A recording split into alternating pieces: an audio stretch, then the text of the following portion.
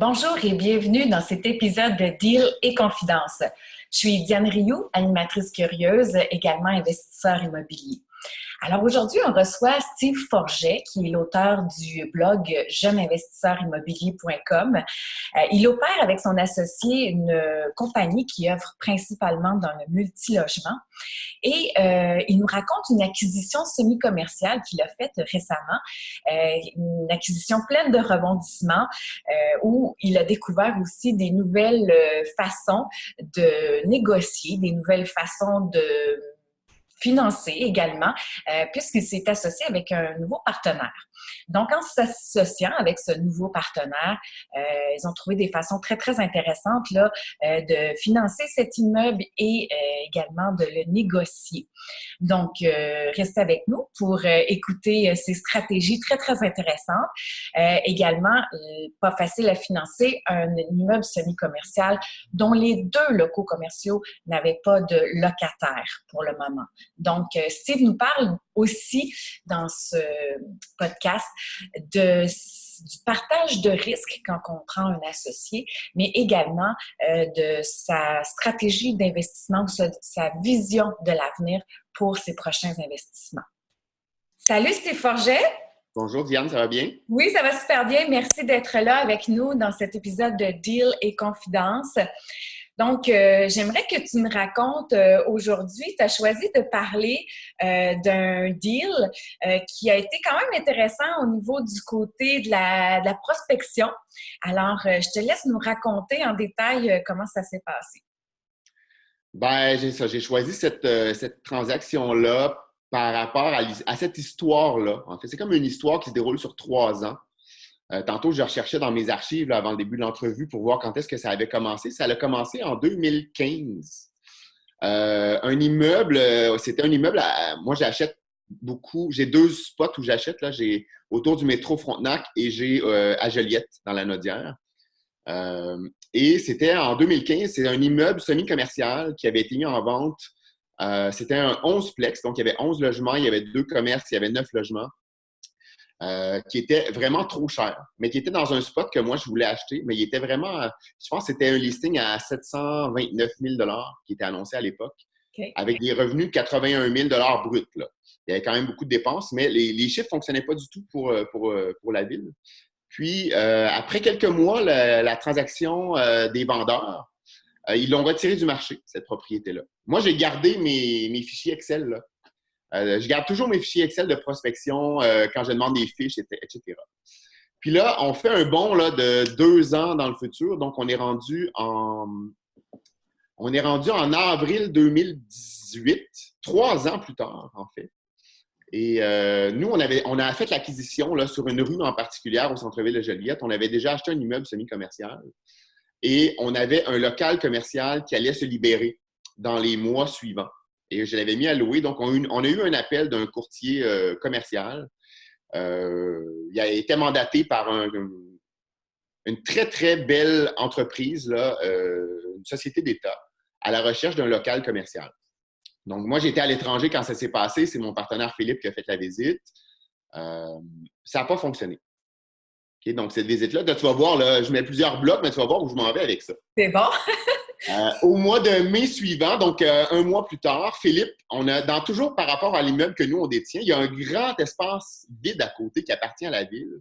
Et Philippe dit, on va aller rencontrer, dans les cours et dans les coachings, ils nous disent, allez rencontrer les urbanistes, allez rencontrer les sociétés de développement économique, qu'est-ce qui s'en vient. Donc, Philippe prend l'initiative de prendre un rendez-vous avec cette dame-là qui s'occupe de la société de développement du centre-ville de Joliette pour jaser des plans futurs d'un espace qu'on a à côté d'un de nos immeubles. Puis là, dès le début de l'entrevue avec elle, on était en les deux avec elle, et elle nous dit « Ah, en passant, je viens d'apprendre que la Société d'État n'a pas retenu votre local. » Bon, on s'en doutait un peu. Mais elle dit « Je sais où ils veulent s'en aller. » OK. Elle dit « Ils veulent s'en aller dans tel immeuble en particulier. » Ah oui. Là, je demande, ça, c'est à côté, c'est tout près de notre autre immeuble, c'est un bel immeuble. Là, je fais le lien avec l'immeuble que j'avais analysé en 2015. Mais je dis, il n'est pas à vendre, cet immeuble-là. Elle dit, il a déjà été à vendre. Mais elle dit, il n'est plus à vendre. Mais elle dit, les 2 locaux commerciaux sont maintenant vides. Elle dit, la Société d'État s'intéresse à ces 2 locaux-là. Mais elle dit les propriétaires ne veulent pas leur louer, pour une certaine raison que je ne veux pas expliquer, mais les propriétaires ne voulaient pas louer à la société d'État. Ah oui, écoute, moi, dans ma tête, là, ça faisait 1 plus 1 égale 4, là. Ah oui. Et, on a fait toute notre entrevue avec la dame pour voir c'était quoi un peu les plans du centre-ville, mais en sortant de là, moi, j'ai dit à Philippe, je veux cet immeuble-là et je veux ces locataires-là. Et c'était tout prêt. On a marché 2 minutes et on est arrivé. Il y avait les 2 pancartes à louer dans la vitrine. Et donc, c'est un immeuble qui n'est pas à vendre. On a pris les numéros de téléphone, j'ai appelé la dame. J'ai dit, est-ce que vous avez des locaux commerciaux à louer? Elle était toute contente. Oui. Ben, j'ai dit, moi, je ne suis pas intéressé, mais je serais intéressé à acheter votre immeuble. Elle fait, ben, êtes-vous à vendre? Ben, elle dit oui. Elle dit, ça dépend du prix. Elle dit, il faudrait se rencontrer. Donc, voilà, ça a commencé comme ça.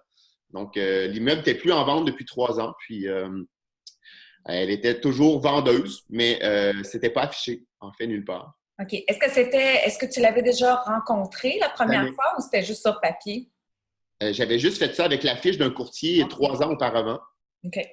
Et là, bon, là, j'ai ressorti sa fiche. Là, j'avais un peu une connaissance de ce qui s'en venait dans le secteur. Et je savais que la ville voulait absolument que la société d'État s'implante sur cette rue-là. Donc, on avait quand même des as là, dans notre carte. Donc, on a contacté l'agent, on l'a rencontré une première fois, on a visité les locaux commerciaux, puis on a refait une première offre d'achat au début juin de l'année dernière, donc 2018. C'est Philippe qui avait été présenté l'offre d'achat, je ne pouvais pas être là. Et on avait fait une offre d'achat quand même beaucoup plus bas que ce que la dame m'avait demandé en 2015. Donc, elle demandait 729 000 à l'époque. Là, cette fois-ci, elle a refusé de nous dire son prix. OK. Donc, elle m'a juste dit, je ne vous donne pas mon prix. OK. Donc, faites-moi une proposition. Donc, on a fait une proposition. La première proposition, c'était 625 000. Mais la problématique de ce deal-là, et là, moi, j'ai pas d'entente avec la société d'État qui veut s'implanter. Là. C'est vraiment très préliminaire là, à cette étape-ci du processus. Donc, je voulais attacher un peu les vendeurs avant de discuter avec la société d'État. Je les avais quand même contactés là, pour voir l'intérêt. Donc, je faisais mes trucs en parallèle. Et où est-ce que je m'en vais avec ça? Finalement, on a présenté une offre d'achat, mais la difficulté, c'est que c'est impossible à financer. Oui, parce que les locaux commerciaux sont vides. Donc, les locaux commerciaux sont vides. Tout l'immeuble est chauffé propriétaire. Il y avait quand même beaucoup de dépenses. Et Desjardins, ben, nous, on fait affaire avec Desjardins. Là, ils nous finançaient à peu près rien avec des locaux vides.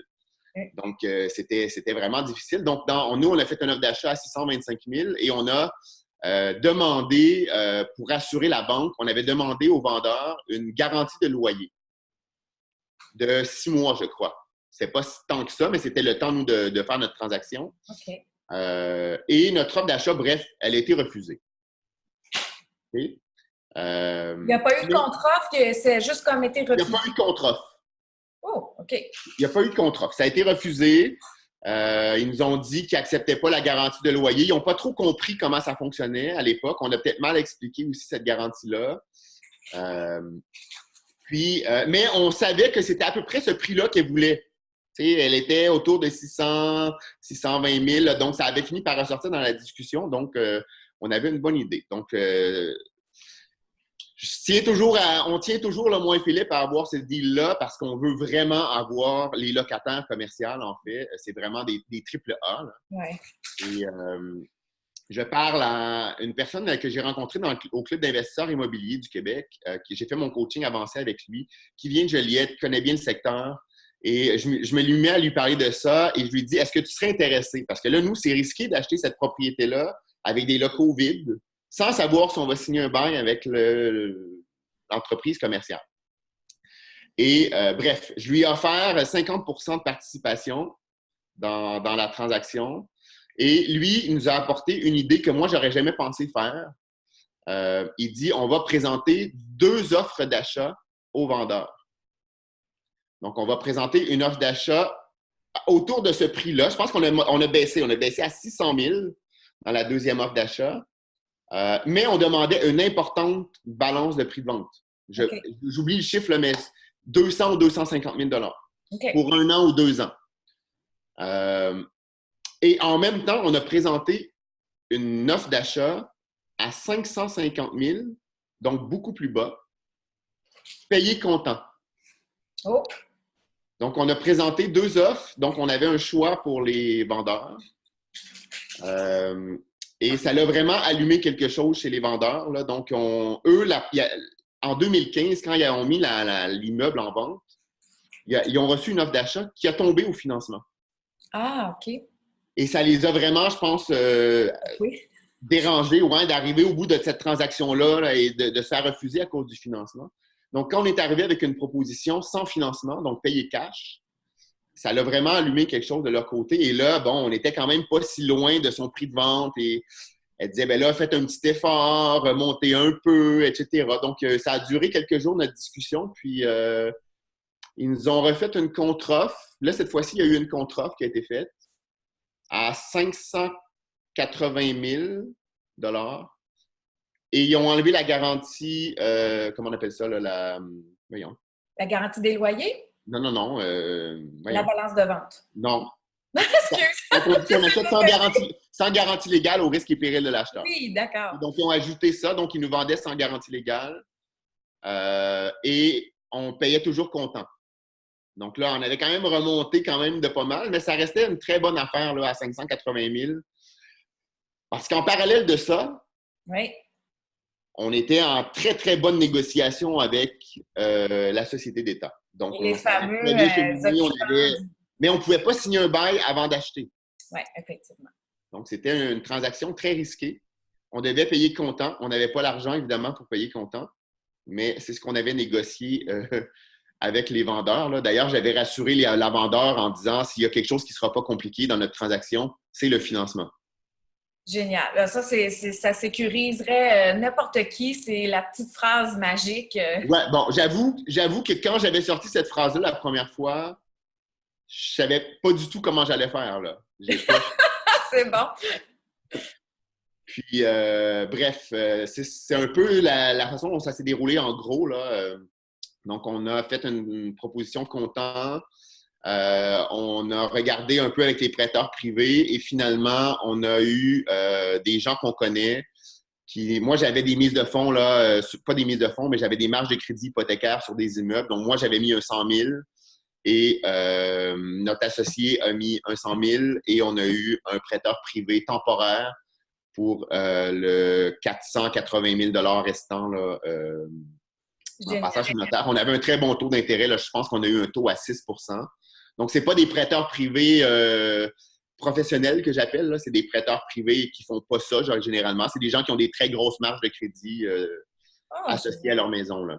OK, super. Donc, pour la prospection comme telle, dans ce cas-ci de l'immeuble semi-commercial, c'était comme un peu du hasard. C'était quelque chose un deal que vous avez eu qui s'est vraiment pointé presque par hasard. Là. Écoute, je crois à l'effet papillon. Ah, c'est bien. L'effet papillon. Je ne suis pas d'accord avec ce que tu viens de dire. Oui, il y a du hasard là-dedans. Mais bon, on fait beaucoup pas de prospection nécessairement d'immeubles, mais on va rencontrer beaucoup les gens de la ville. On va rencontrer les gens de Société de développement économique. On va rencontrer les gens de la Corporation de développement économique. On va à la Chambre de commerce. Mais ça en est ça aussi de la prospection. Est-ce que c'est du hasard que ça nous soit arrivé? Quel investisseur immobilier va rencontrer la Société de développement économique d'un centre-ville? Il n'y en a pas 10 par jour. On peut, exactement. Mais c'est une forme de prospection qui donne des résultats. C'est ça que ouais. prouve, en fait. Et ça, j'en fais de plus en plus. On en fait de plus en plus des éléments comme ça. La dame, d'ailleurs, qui nous a apporté ce lead-là, puis on lui a envoyé des fleurs par après pour la remercier, d'ailleurs. Et on la rencontre 1 à 2 fois par année encore depuis 1 an et demi. Là, et elle nous dit toujours ce qui s'en vient au centre-ville. La même chose avec les conseillers municipaux, la même chose avec les urbanistes. Donc, on sait ce qui s'en vient. Donc, je ne suis pas prêt à dire que c'est arrivé par hasard. Non, non, tout à fait. Puis c'est aussi une forme de suivi. On se tient au courant de ce qui se passe. Donc, c'est une façon d'être alerte puis d'aller chercher les opportunités quand elles se présentent. Sinon, on ne vous les verriez pas si vous faisiez Effectivement. ça. Effectivement. Et tu Super. sais, dans ces rencontres-là, dernièrement, par exemple, il y a eu une rencontre où justement la Société de développement du centre-ville avait convié tous les propriétaires. Il n'y en a presque pas qui sont venus. On était 4 ou 5 Okay. pour discuter des problématiques du centre-ville. Mais dans cette rencontre-là, on a rencontré d'autres propriétaires qui voulaient vendre. On a rencontré la conseillère municipale. Donc, finalement, on tisse un maillon intéressant là, qui est hors réseau centriste, hors courtier, plus des contacts directs que des références. Dis-moi, Steve, je te pose une question. J'ose la poser. Je ne sais pas si tu te l'es déjà fait poser. Comme tu es l'auteur du blog Jeune investisseur immobilier, tu as quand même une certaine renommée au niveau public. Est-ce que ça t'aide, ça, dans tes négociations de cette espèce de visibilité que tu as? Non. Non. Parce que les gens à qui je parle, par exemple, ils ne savent pas que j'ai un blog. OK. Le vendeur ne savait pas, les gens de la corporation ne savent pas que j'ai un blog, les urbanistes ne savent pas que j'ai un blog. J'en parle pas nécessairement quand je fais ça, mais je me fais quand même offrir plusieurs opportunités. OK. Il y a des fois des gens qui me disent « Steve, je serais intéressé d'acheter avec toi, j'ai de l'équité. » Je n'ai pas encore osé faire cette move-là. OK. Mais j'ai eu l'année dernière, on a fait l'acquisition de 2 immeubles de personnes que je connais très bien, mais que j'avais perdu de vue depuis une vingtaine d'années et qui, grâce à mon blog, m'ont recontacté et on a fait la transaction via ça. Donc, dans certains cas, ça peut m'aider. OK. Tu as quand même des partenaires dans différents immeubles ou c'est toujours ta compagnie de gestion Força qui... Bien, avec Força, nous, on est 2 associés là-dedans à la base. Donc, il y a moi et Philippe. Donc, tout notre parc immobilier, sauf 2 immeubles que j'avais moi à l'époque là, avant de rencontrer Philippe. C'est juste moi qui est actionnaire de ça, mais tout le reste de nos immeubles, là, c'est avec Philippe Saint-Don. Dans notre compagnie, on a une compagnie de construction, on a une compagnie de gestion d'immeubles avec laquelle on possède nos immeubles. Et dans cette transaction-là, dont je viens de donner les détails un peu, là, on a créé une nouvelle société dans laquelle on est avec Força et 50 et on a un autre partenaire qui est 50 là-dedans également. OK, c'est très intéressant. Et est-ce que toi, tu suggères aux gens pour agrandir leur parc de ne pas hésiter à faire des partenariats, etc.? Ben nous, on s'en va vers ça de plus en plus, j'y crois, et je pense que je serais rendu beaucoup plus loin maintenant si j'avais fait des partenariats avant. Mm-hmm. Et nous, là, on veut beaucoup s'en aller dans le semi-commercial et dans le commercial. C'est une nouvelle stratégie qu'on a. C'est un peu plus risqué. Nous, on est dans une petite ville et on veut faire plusieurs transactions comme ça, comme celle que je viens de te raconter. Et je trouve ça intéressant de partager. Tu sais, comme dans la transaction qu'on t'a racontée, j'ai partagé le risque avec notre associé, mais j'ai partagé l'opportunité avec lui parce que là, on n'est pas allé au bout de la transaction, là, tantôt dans ce qu'on a dit, mais on a eu une plus-value immense. Wow! Raconte-nous ça! Vite, vite! Je vais raconter là. Donc, juste pour clôturer le truc du partenariat, j'ai partagé le risque. Il y avait un très gros risque. Il y avait le risque qu'on achète la propriété cash et qu'on ne signe pas un bail avec la société d'État. Exact. Parce qu'eux ne pouvaient pas s'engager à signer un bail tant qu'on n'était pas propriétaire. Il n'y avait pas de lettre d'engagement. Donc, il fallait absolument signer. Même si tout était négocié, il y avait le risque que ça capote en cours de route. Donc, moi, je ne voulais pas prendre ce risque-là toute seule. Et d'un autre côté, bon, notre associé, il a eu la plus-value après coup et on a eu accès à son réseau de financement, etc. Donc, c'est un très bon match qu'on a eu. Et c'est ça. Bon, pour continuer cette transaction-là sur laquelle on était parti, nous, on a fait faire des rapports d'évaluation. 2. Okay? Donc, l'état actuel avec les locaux vides. OK. Et avec un bail commercial avec les chiffres là, qu'on avait déjà négociés. Donc, évidemment, c'était déjà... nous, on a négocié un prix, on a payé 580. On avait une valeur agréée avec les locaux vides à 630. Wow. Donc, déjà, on a eu un profit à l'achat, si on peut dire, de 50 000 $ en partant. Et avec les locaux commerciaux loués, ça valait 835 000. Génial. C'est ce qu'on appelle une plus-value. Et ça s'est passé en l'espace de... On a signé et on a signé le bail commercial 2 jours plus tard. Et sans rien faire, on venait de prendre 260 000 de valeur. C'est génial. Puis j'espère que vous avez ouvert le champagne. Pas encore, en fait, non. On l'a pas fait encore parce que, bref, je raconte pas tout, là, mais ça s'est super bien passé. Donc, on a signé le bail commercial. On était extrêmement contents. On était voir la banque avec ces nouveaux chiffres-là. La banque était dans le décor depuis le début, là, donc ils savaient ce qui s'en venait. Ils savaient qu'on payait cash, ils savaient qu'on payait avec des marges de crédit. OK. Donc, le temps de faire la transaction, donc 6 semaines après l'achat, on a repassé chez le notaire OK. pour refinancer l'immeuble. Et là, il y a souvent les gens qui disent « Ouais, mais tu sais, la banque, tu viens de l'acheter, elle va te refinancer selon ton prix d'achat. » Mais dans ce cas-ci, on avait tellement un bail fort et solide, la banque a accepté de refinancer à la nouvelle valeur.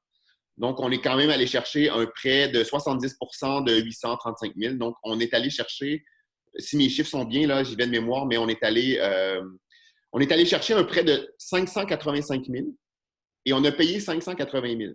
Oui, oui. Pour du commercial, là, c'est vraiment une bonne affaire. Oui, donc on a, écoute, ça nous a coûté, je ne me rappelle plus combien d'intérêts en 6-7 semaines, là, c'est-tu 2-3 000 que ça nous a coûté en intérêt avec le prêteur privé qu'on a remboursé et on a ressorti avec 5 000 de chez le notaire. C'est extraordinaire. Oui, c'était vraiment génial. Vous avez opté pour d'excellentes stratégies, puis tant mieux, vous en profitez aujourd'hui. Qu'est-ce que tu retiens de cette transaction-là, Steve? J'en ai parlé dernièrement dans un autre webinaire que j'ai fait ailleurs, mais je m'apprête à faire la même chose là, encore. Je l'ai fait la semaine dernière, encore une autre fois, offrir des choix à un vendeur. Oui, OK. La semaine passée, j'ai refait la même chose. C'était pour un immeuble commercial. Et je suis arrivé avec 3 propositions d'achat différentes. Toujours le même concept, là. Une payée cash, une avec balance de vente et une autre, c'était un partenariat en équité avec les vendeurs. Ça n'a pas fonctionné. OK. Mes 3 transactions n'ont pas fonctionné. Je n'ai pas eu de contre-offre, mais on va faire nos suivis. C'est un immeuble qui est en vente depuis très longtemps et je suis convaincu de mes chiffres, donc je vais faire des suivis sur ça. Mais maintenant, c'est ça, offrir des choix et pas dire non à la place des autres. C'est pas dire non à la place du vendeur. La transaction dont on parle, là, au départ, moi, à 625 000, je trouvais que c'était une bonne transaction. On a payé 580 000. Oui. Donc, j'ai même pas monté mon prix en cours de transaction, je l'ai baissé, là. Exact.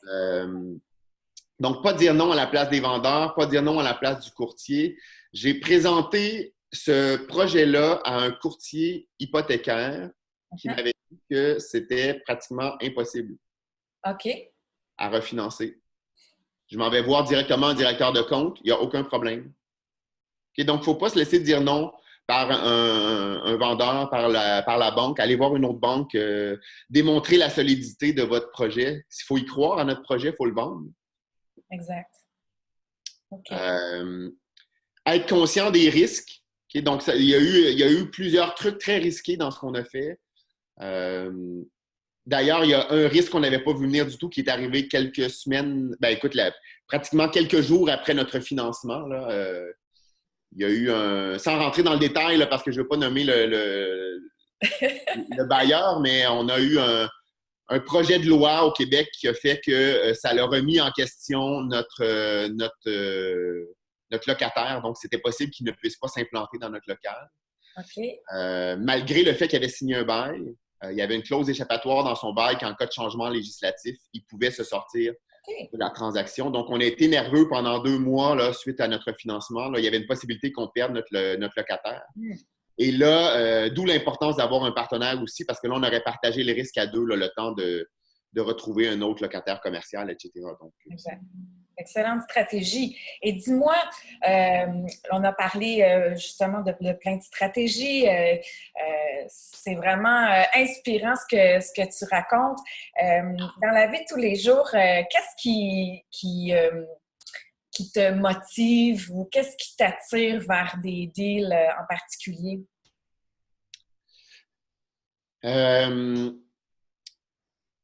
Ben, écoute, je suis en train de changer un peu là, avec le tu sais, ça fait 10 ans que je fais ça.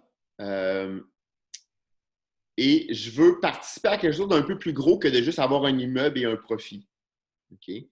Je suis en train de développer là, avec justement les mêmes partenaires avec lesquels on a fait cette transaction-là, une certaine vision dans le commercial et le semi-commercial, où on veut pas juste acheter un immeuble ici, un immeuble là, mais on veut acheter dans la même zone. On veut un peu prendre le contrôle de la zone.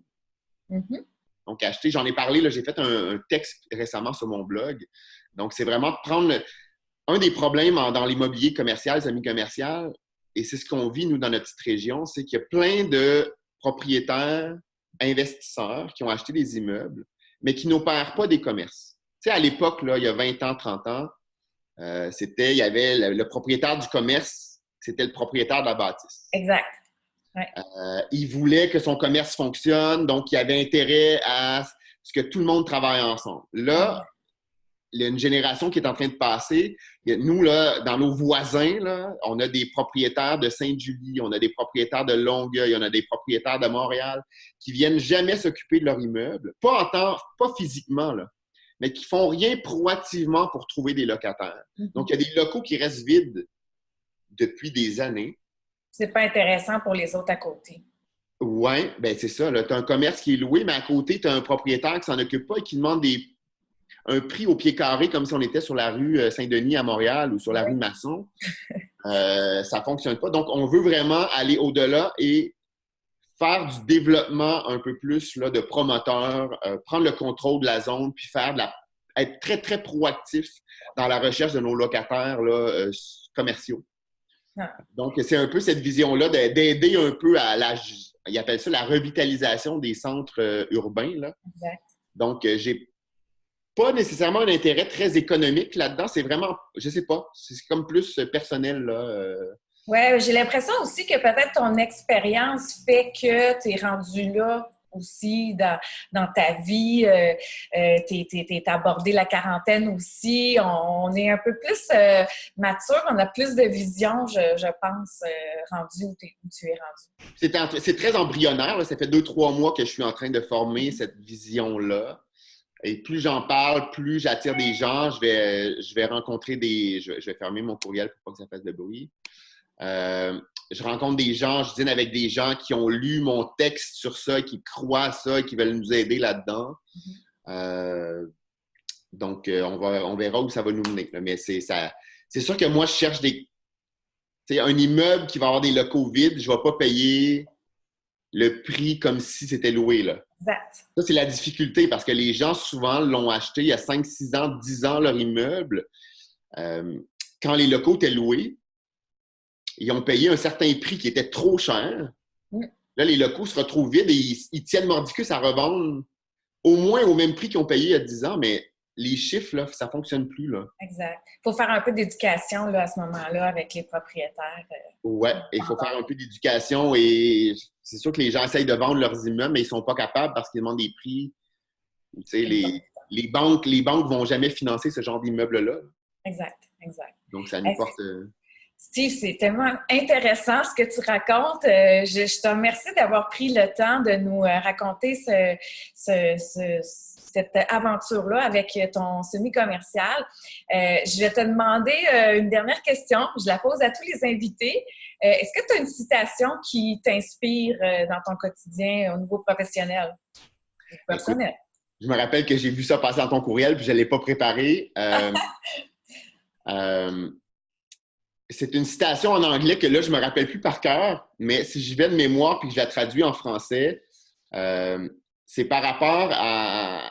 Je l'avais mis à une certaine époque sur mon blog, là, mais tu arrives en fin de vie. OK, ça ne sera pas une citation, ça va être une petite histoire que je vais raconter parce que je ne me rappelle pas de la citation exacte. Là. Mais de quoi tu vas te rappeler quand tu vas arriver à la fin de ta vie? T'sais? Tu veux-tu arriver là? En anglais, ce que ça dit, c'est tu veux-tu arriver là dans ta tombe?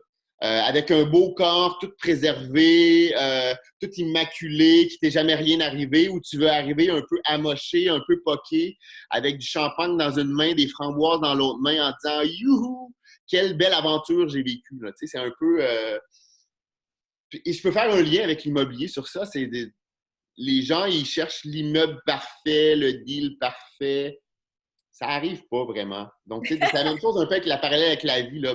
Faut avoir du fun dans ce qu'on fait, puis faut se casser la gueule un peu de temps en temps, puis dire, arriver au bout, dire, hey, j'en ai fait des affaires, là, c'était le fun, là, tu sais, malgré que ça s'est pas passé sur une belle ligne droite sans qu'il m'arrive rien, j'y crois pas à une vie comme ça, incluant dans le domaine immobilier, c'est plus... Exact. Puis savoir trouver des solutions quand il y a des problématiques qui se présentent, tout simplement. Effectivement. Bien, merci beaucoup, Steve. Mais On va merci, te Diane. suivre sur ton blog, jeunesinvestisseursimmobilier.com. Et puis, si les gens aiment aussi le podcast, on vous invite à aller sur iTunes, faire une petite évaluation 5 étoiles. Ça nous aide à faire connaître le blog, le podcast, c'est-à-dire. Et Steve, je te remercie et puis je te souhaite encore plein de beaux développements en immobilier. Ben, je te remercie beaucoup, Diane. Bonne journée. Bye. Bye-bye. Vous vous imaginez, vous aussi, vous réaliser professionnellement en immobilier? Eh bien, la prospection sera votre meilleur allié. La prospection incluant le réseautage et également avoir une vision très précise, très claire de vos investissements en immobilier. Qui dit prospection dit également trouver des aubaines. Et si ce n'est pas encore fait, bien, on vous invite à faire votre essai gratuit du meilleur forfait de mon prospecteur, le forfait pro, donc pour 14 jours, pour trouver des aubaines, des propriétés qui sont encore hors marché, mais qui ont un fort potentiel. Alors là-dessus, je vous remercie d'être à l'écoute et je vous dis à la prochaine pour un autre Deal et Confidence.